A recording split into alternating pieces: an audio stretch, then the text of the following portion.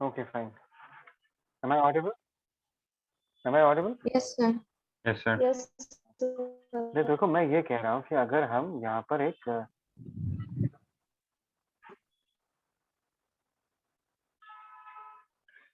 कोन imagine करें। देखो ये है, ये एक कोन है।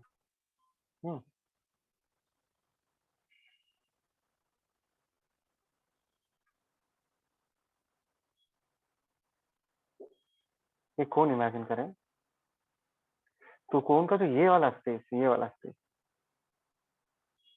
जो स्पेस 3 डायमेंशनल है। हाँ, दिस इज 3 डायमेंशनल।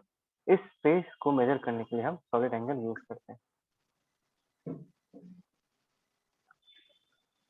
ठीक है, अभी सॉलिड एंगल का कंसेप्ट अभी तुमको नहीं चाहिए, तुमको बस ये समझना है कि ये वाला जो स्पेस है 3D में, ये जो स्पेस है, ये वाला स्पेस, इस वाले स्पेस को मेजर करने के लिए हम सॉलिड एंगल यूज करते हैं। Is that clear? क्या ये समझ में आया तुम लोगों को? Yes, sir. Yes, sir. Yes, sir. Okay fine. So this are the supplementary fundamental quantities. इसके अलावा और 7 फंडामेंटल क्वांटिटीज है। बाद में जाके इन 2 क्वांटिटीज को ऐड किया गया, plane angle and solid angle. तो टोटल में जनता बताओ कितने सारे फंडामेंटल क्वांटिटीज है एसआई सिस्टम में? 9. Fundamental 9. Quantities 9. Supplementary fundamental quantities. Yes, correct. ठीक है, दैट इज करेक्ट। देखो अभी नाउ द क्वेश्चन इज कि कौन सा सिस्टम कब यूज करना है। दिस इज अ क्वेश्चन कि सर हम कौन सा सिस्टम कब यूज करेंगे। इसके बारे में भी मैंने अपने वीडियो में बहुत अच्छे से डिस्कस किया है। देखो अगर तुम अभी सोना खरीदने चाहते हो, सोना खरीदने गए हो, ठीक है ना, किसी दुकान में, तो सोना अगर हम खरीदते हैं तो ग्राम्स में खरीदते हैं, 1 ग्राम 2 ग्राम 3 ग्राम सोना खरीदते हैं। अभी अगर ऐसे सिचुएशन में, अंडर सच सिचुएशन, अगर तुम लोगों ने ये डिसाइड कर लिया कि हम ऐसा ही सिस्टम में बात करेंगे, मतलब कितना मास ऑफ सोना चाहिए तुमको, अगर केजी में बोलना है तो तुम क्या बोलोगे? सोचो 1 ग्राम सोना चाहिए, लेकिन तुम अभी ग्राम यूज नहीं कर, you are not using the system gram. If you are using the system ऐसा ही सिस्टम, तब तुम क्या बोलोगे? भैया मुझे 0.001 केजी ऑफ सोना दो। तुमको सिचुएशन समझ में आ रहा है मैं क्या कह रहा हूँ?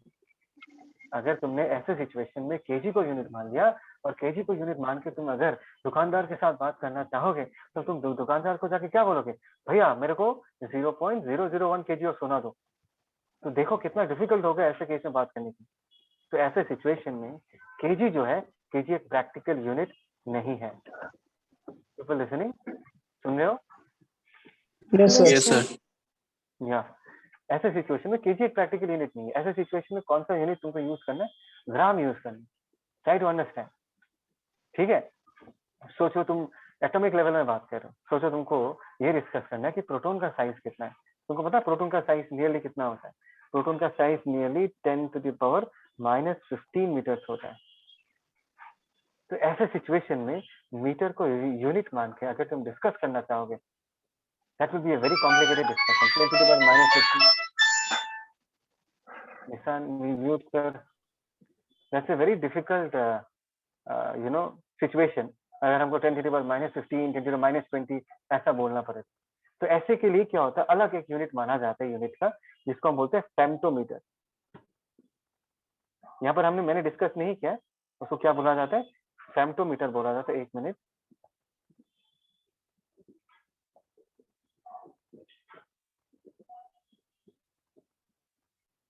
एंड यहाँ पर 1 femtometre is actually equal to 10⁻⁻15 metre. तो एटॉमिक लेवल पे अगर लोग जाके बात करते हैं ना, तब वो लोग मीटर्स में बात नहीं करते।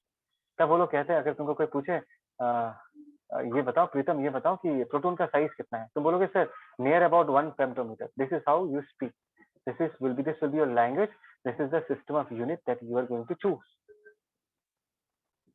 right? तो वो सिचुएशन पे डिपेंड करेगा। सोचो तुम कोयला का बिजनेस करते हो, लोग तो ट्रक में कोयला खरीदते हैं, है ना? तो अगर ट्रक में कोयला खरीदता है, तो वहां पर केजी में बात करना वो सही नहीं होगा, बिकॉज 1000 2000 3000 केजी में तुम कोयला खरीदा जाता है। तो ऐसे सिचुएशन में टन यूज किया जाता है। क्या यूज किया जाता है? कौन सा यूनिट ऑफ मास यूज किया जाता है? टन वाला यूनिट ऑफ मास यूज किया जाता है। अगर तुमने सुना है तो तुमको पता होना चाहिए कि 1 ton is equal to how much? 1000 kg. तो वैसे सिचुएशन में तुम केजी में बात नहीं करोगे।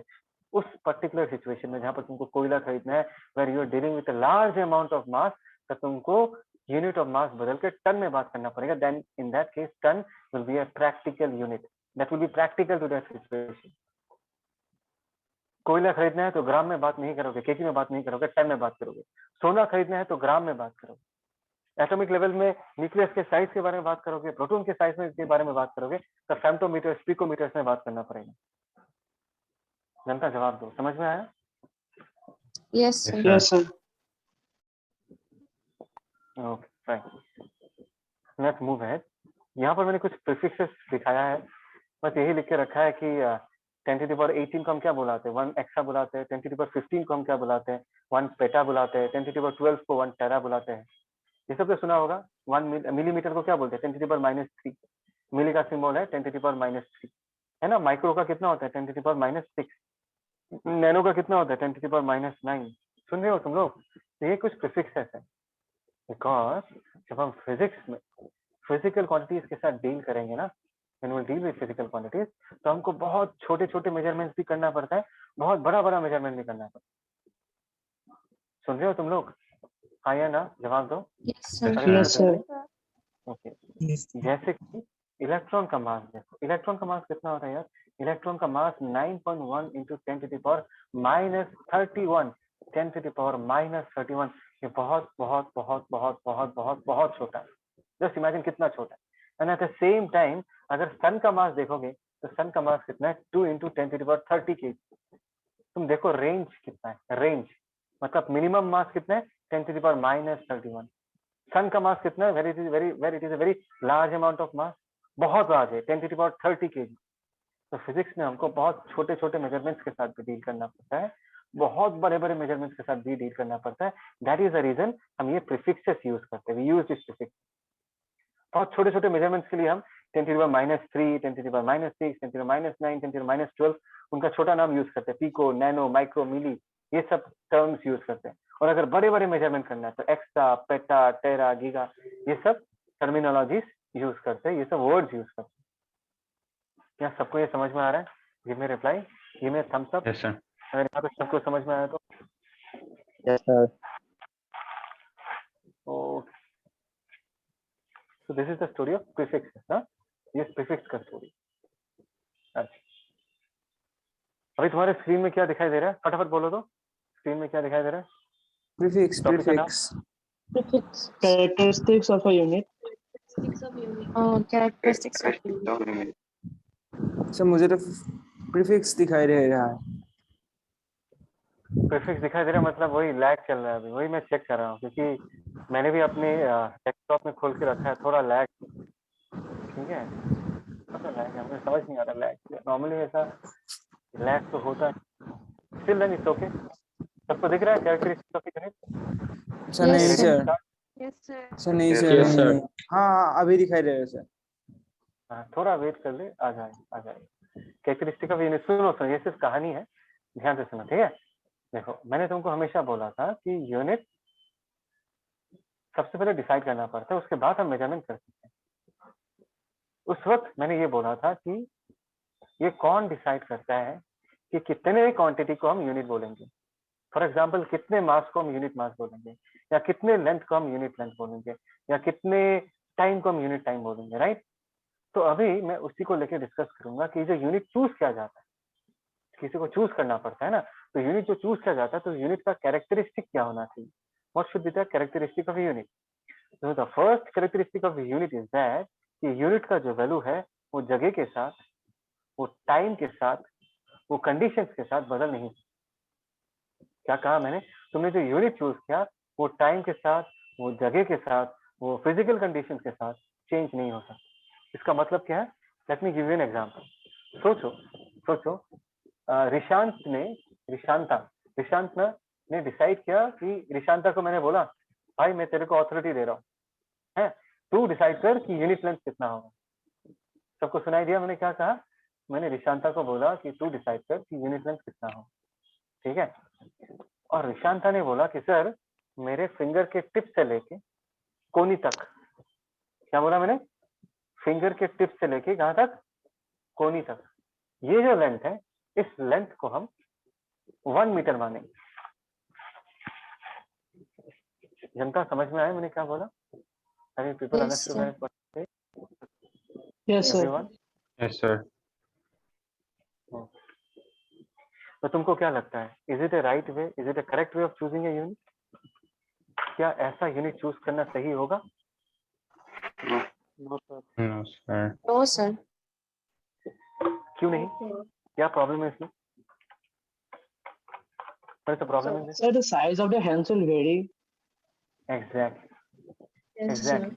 अभी एज द पर्सन चेंज, अलग अलग लोगों का फिंगर से लेके कोनी तक का डिस्टेंस अलग अलग होगा, तो इस तरीके से हम यूनिट चूज नहीं कर सकते, बिकॉज क्या होगी, आदमी के साथ ये लेंथ बदल जाएंगे, तो इस तरीके से यूनिट हम चूज नहीं कर सकते। जैसे कि तुमको यहाँ पर स्क्रीन में काला सा बॉल दिख रहा है, one black ball. Yes, let us sir. से किसी ने बोला कि सर ये देखो ये जो बॉल है ना, ये बॉल, इस बॉल के मास को हम 1 kg मानेंगे, ऐसा करके यूनिट। ठीक है, किसी बंदे ने, सोचो उपमन्यु ने क्या बोला कि सर ये जो बॉल है इसका जो मास है, इस मास को हम 1 kg मानेंगे। ठीक है, बढ़िया है, ठीक है, सब लोगों ने इसको 1 kg माना, और इसी के साथ कंपेयर करके लोग बाकी चीजों का भी मेजरमेंट कर रहे हैं। ठीक है, नो द पॉइंट है, अगर ऐसे लोहे के बॉल को तुम 1 kg मानोगे, 100 साल के बाद, आफ्टर 100 years, क्या इस बॉल का मास 100 साल के पहले जितना था, 100 साल के बाद क्या उतना ही मास होगा Sir, इस no. बॉल के पास आफ्टर 100 No, years? sir. क्यों नहीं होगा? बिकॉज ये टाइम के साथ ये बॉल जो है, ये बॉल में रस लग जाएगा, ये पाउडर फॉर्म में, बहुत सारे स्क्रैप्स निकल जाएंगे, बहुत सारे पाउडर फॉर्म में निकल जाएगा, तो बहुत सारा मास लूज हो जाएगा। तो जिस बॉल को तुमने 1 kg बोला था 100 साल पहले, 100 साल के बाद उस बॉल का मास 1 kg नहीं रहेगा, वो बदल चुका हो। तो इस तरीके से तुम यूनिट डिफाइन नहीं कर सकते, बिकॉज यहाँ पर टाइम का इफेक्ट आ रहा है। तुम समझो इस बात में क्या कहना है। तो यूनिट का डेफिनेशन ऐसा होना पड़ेगा, ना उस पर कोई टाइम का इफेक्ट गिरे, ना उस पर कोई जगह का इफेक्ट गिरे, ना उस पर कोई सिचुएशन का इफेक्ट गिरे। Is that clear? Is that Yes, clear? sir. Yes, sir. पता है तुमको, पता है कि 1 मीटर को कैसे डिफाइन किया जाए? Just wait for some time, screen में तुमको दिखाई देगा, एक टेबल दिखाई देगा, जब दिखाई दे तो मुझे बताना। क्या दिखाई देगा तुमको ये table? Yes, sir. Yes, sir. Yes, sir. देखो, तो यहाँ पर 1 मीटर को कैसे डिफाइन किया? सबसे पहले डेफिनेशन को देखो, सबसे पहले डेफिनेशन 1 मीटर को कैसे डिफाइन किया? The metre is the length of the path travelled by light in vacuum during a time interval of 1/299792458 of a second। ध्यान दो, बोला है कि लाइट ने 1/299792458 सेकंड में लाइट जितना डिस्टेंस ट्रेवल करेगा, उस लेंथ को हम 1 मीटर बोलेंगे। सुनाई दिया? उस लेंथ को हम क्या बोलेंगे? 1 मीटर। अभी जनता ये खुद सोच के देखो, क्या ये डेफिनेशन टाइम के साथ बदल सकता है? क्या इस डेफिनेशन पे जगह का इफेक्ट आ सकता है? क्या इस डेफिनेशन पे कोई सिचुएशन का इफेक्ट आ सकता है? क्या 100 साल के बाद लाइट इतने टाइम में अलग डिस्टेंस कवर करेगा, ना सेम डिस्टेंस कवर करेगा जो आज कवर कर रहा है? जनता जवाब दो। Same distance cover करेगा. Same distance. Same distance. Exactly, मैं कह रहा हूँ कि इस तरीके से यूनिट को डिफाइन किया जाता है। This is how a unit is defined, this is the definition of unit. और इस तरीके से डिफाइन करोगे ना, उस पर कभी किसी टाइम का इफेक्ट आएगा, ना किसी जगह का इफेक्ट आएगा, ना किसी सिचुएशन का इफेक्ट आएगा। समझ में आया? जैसे कि मास को कैसे डिफाइन किया, देखो, मास में the kilogram is equal to the mass of an international prototype of the kilogram a platinum iridium alloy cylinder. मैं बताता हूँ इसका मतलब क्या है कि ये एक जगह है पेरिस फ्रांस में, वहां पर एक प्रॉपर एक वैक्यूम चैम्बर में, वैक्यूम चैम्बर का मतलब क्या है कि उसके अंदर कोई हवा नहीं है, उसके अंदर में एक प्लैटिनम और इरिडियम एलॉय, एलॉय के बारे में सुना होगा, it is a mixture of metals. तो प्लैटिनम और इरिडियम को, एलॉय को, सॉरी मेटल्स को मिला के एक सिलेंडर बनाया गया है, और उस सिलेंडर के मास को 1 kg बुलाया गया है। ये जो तुमको सिलेंडर मैंने कहा, प्लैटिनियम इरिडियम एलॉय का सिलेंडर जो है, ये सिलेंडर का जो शेप है, जो साइज है, वो टाइम के साथ चेंज नहीं होगा, बिकॉज इस सिलेंडर को बहुत ध्यान से रखा जाता है, वैक्यूम चैम्बर में रखा जाता है, ताकि इससे कोई रस्ट ना लगे, कोई टाइम के साथ ये खराब ना हो। तो this is how 1 kg is defined. क्या तुम लोगों को ये समझ में आ रहा है? गिव मी थम्स अप अगर ये समझ में आ रहा है तो. चलो people give me thumbs up अगर तुम लोगों को ये समझ में आ रहा है तो.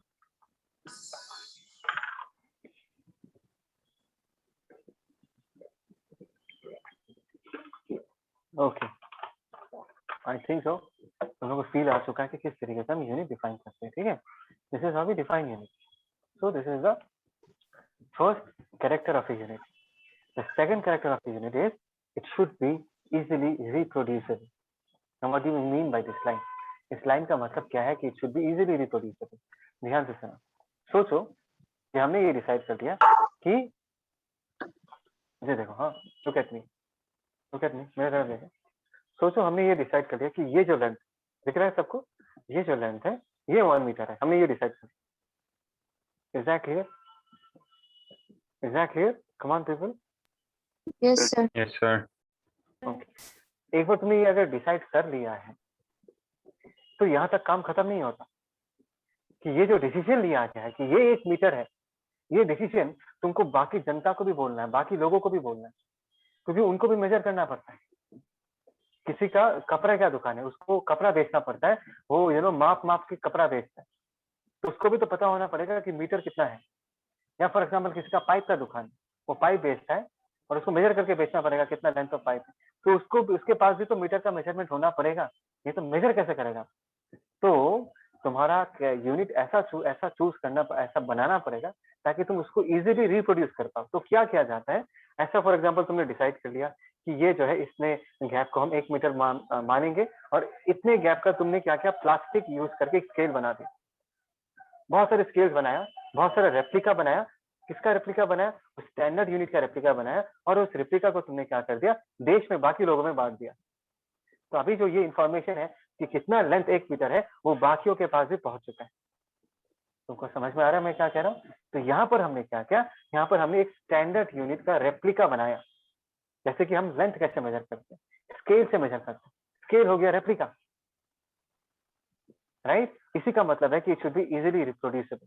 कि तुमने जो स्टैंडर्ड माना है उसको आसानी से तुम रिप्रोड्यूस कर सकते हो. जैसे कि हमने स्केल बना के सबको बांट दिया तो सब लोग लेंथ मेजर कर पाएंगे. जैसे कि अगर तुमको मास मेजर करना है तो तुमको क्या लगता है, वो प्लेटिनम इरिडियम एलॉय सबको बांटा जाएगा क्या? Platinum iridium alloy is very costly, उसको सबको बांटा नहीं जा सकता. ताकि लोगों के पास ये इंफॉर्मेशन जाए कि कितने क्वांटिटी को हम यूनिट मास बुलाएंगे तो क्या यूज किया जाता है, वो वेट यूज किया जाता है. ये जो वेट दिख रहा है तुमको, ये सारे वेट यूज किया जाता है. इनको हम क्या बोलेंगे? They are all replica, they are all mass measuring replica. इन इन चीजों को यूज करके हम मास को मेजर कर सकते हैं. टाइम को मेजर करना है तो हम किसका यूज करते हैं भाई? टाइम को मेजर करना है तो हम घड़ी का यूज करते हैं. घड़ी क्या है? इससे replica. Are you people understanding? क्या तुम लोगों को समझ Yes, में sir. आ रहा है? Yes, sir. पक्का? Yes, sir. तो लास्ट पॉइंट वो ऐसा है, it should neither be too small nor too large. समझ रहा मैंने क्या कहा? ये ना बहुत छोटा हो सकता है ना बहुत बड़ा हो सकता है. बहुत छोटा बहुत बड़ा, ये कहानी मैंने तुमको ऑलरेडी समझा दिया है ना. मैंने कब समझाया? मैंने बोला कि जब सोना खरीदने जाओगे तब केजी में बात नहीं करोगे, जब कोयला खरीदने जाओगे तब टन में बात करोगे, जब एटॉमिक लेवल में बात करोगे तब फेम्टोमीटर्स में, पिकोमीटर्स में बात करोगे. समझ में आ रहा है? तो तुम्हारा यूनिट बहुत बड़ा नहीं होना चाहिए या बहुत छोटा नहीं होना चाहिए.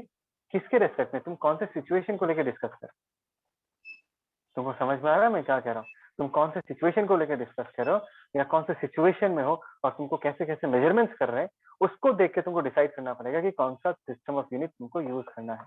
अगर बहुत छोटा छोटा मेजरमेंट्स करना है तो तुमको बहुत ऐसा सिस्टम यूज करना पड़ेगा यहाँ पर बहुत छोटे मेजरमेंट्स इंक्लूड किए गए हैं. सच कि अगर कोयला खरीदना है तो तुमको बहुत बड़ा बड़ा मेजरमेंट यूज करना पड़ेगा. ठीक है? सो तुमने जो सिस्टम ऑफ यूनिट चूज किया है, it should neither be too small not too large, otherwise you will face problem. सोना के दुकान में जाके तुमको क्या बोलना पड़ेगा कि भैया मुझे 0.001 kg ऑफ सोना दो. This will be very difficult. तुम लोगों को समझ में आ रहा है? Did you people understand? Give me reply. Yes, sir. Yes, sir. Yes, sir. पक्का? Yes, sir. Yes, sir. Yes, sir. देखो what I am actually planning ना, मैं सोच रहा हूँ कि मैं तुम लोगों का लाइव क्लास लूंगा, ठीक है। मुझे हमको पहले बोला गया था कि वीडियो रिकॉर्ड करके अपलोड कर देने के लिए, but I will be taking your, I like to take your live class because मुझे लगता है कि लाइव क्लास में तुम लोगों को बेटर समझ में आएगा एज कम्पेयर टू वीडियो। तो सिर्फ 3 दिन क्लास से नहीं होगा, I will like to increase the number of classes, और 1 घंटे से भी नहीं होगा। हाँ, I will be taking at least 1.5 hour of classes, तब जाके जल्दी जल्दी